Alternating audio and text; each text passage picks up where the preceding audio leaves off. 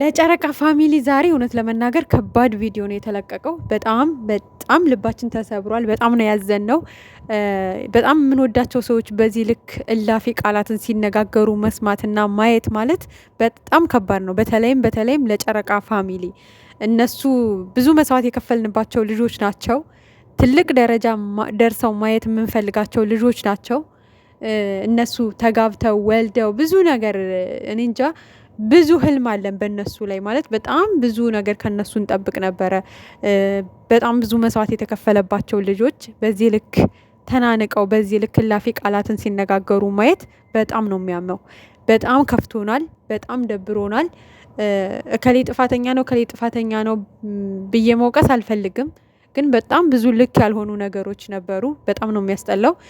እንደነገርኳችሁ ነው ሰሞኑን ኤፍሬም የፈለገ ወንድም ቢሆንም ኤፍሬም የገባበት ህይወት ሁሌ እንደተበጠበጠ ነው። እንደነገርኳችሁ ከዚህ በፊትም አብርሽ ጋም ገብቶ ነገሮችን ማስተካከል አልቻለም። የታወቀ ነው። እነ ማርክ ጋም ብዙዎቹ ጋም ገብቶ በጥብጦ ከመውጣት ውጪ ምንም ያደረገው ነገር የለም። እንደ ወንድም ነው። እንደ ወንድም ለእህቱ ከእህቱ ጎን መቆም ግዴታውም ነው መብቱም ነው።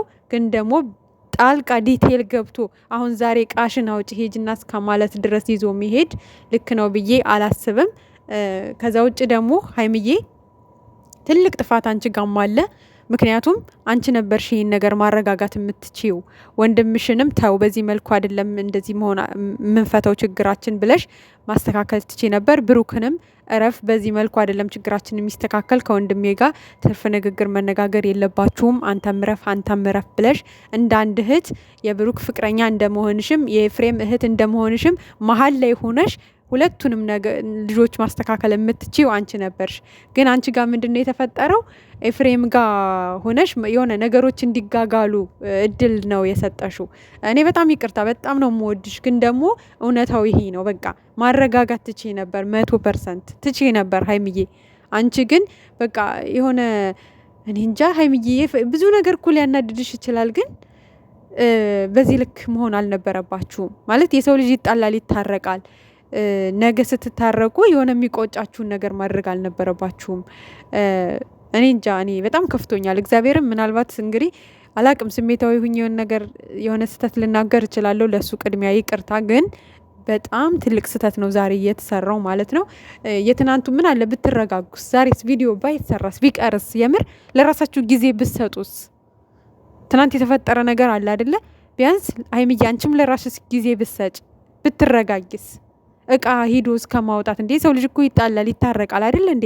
ከዚህ በፊት 2 ሻንጣ ይዘሽ ወጥተሻል። ልብስ በእርግጠኝነት ይኖርሻል ብዬ ነው የማስበው። ወይ ደግሞ እኛ ሳናቅ ቤት ነበርሽ፣ ወይ ደግሞ የዛኔ አልወጣሽም ነበር ማለት እኮ ነው አይደለ ሀይሚዬ? እንጂ 2 ሻንጣ ልብስ መቼም አንሶሽ ዛሬ እንደዚህ በተጋጋለ ሰዓት ሂደሽ ልብሴን ላውጣ ብለሽ እንደዚህ በከባዱ መጣላታችሁ በጣም ደብሮናል። በጣም ምክንያቱም በጣም ነው የምንወዳችሁ። እናንተ በፍቅራችሁ በመከባበራችሁ ነው እኛ በዚህ ልክ ልንወዳችሁ ችለን በዚህ ልክ ከእናንተ ጋር አብረን ተጉዘን የመጣ ነው። ብዙ መስዋዕት የከፈልንላችሁ ለዚህ አይደለም። እንደዚህ ኧረ በስመ አብ! የዛሬው ቀንስ በጣም ከባድ ነው። በጣም ማለት ነው። እኔ እንጃ አላቅም ምን ማለት እንዳለብኝ ሁላና ኤፋ እባክህ ተረጋጋ።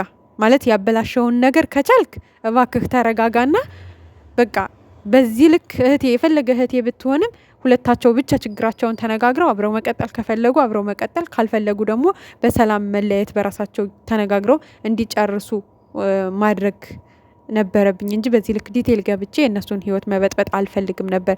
የመበጣበጣቸው ምክንያትም መሆን አልፈልግም ነበር ብለህ እኔ እንጃ ቆም ብለህ አስበህ ነገሮችን ብታስተካከል ጥሩ ነው ብዬ ነው የማስበው። ምናልባት የሚስተካከል ነገር ካለ እንደ ዛሬው ግን እውነት ተስፋ ነው ያስቆረጣችሁን። በጣም አዝነናል። በጣም ማለት ነው። ምክንያቱም ለሚነጋገሩት ቃላት ተሳቀልን ሞት ነው እኛ ማለት ነው። እና ብሩኬ መረጋጋት መቻል አለብህ። ተረጋጋ።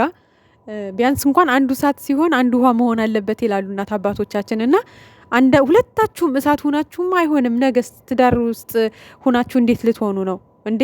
ነገ ልጆች እኮ ይመጣሉ በመካከላችሁ። በእናንተ ሁለት እሳት ሆናችሁ በእናንተ ምክንያት ልጆች እኮ ሊበታተኑ ነው ማለት እኮ ነው በዚህ ሁኔታ። በቃ እሺ እሷ ተናዳ መታለች አይደለ ብሩኬ? አንተ ቢያንስ እስኪ ተረጋግተህ ነገሮች እንዲያልፉ አስደርግ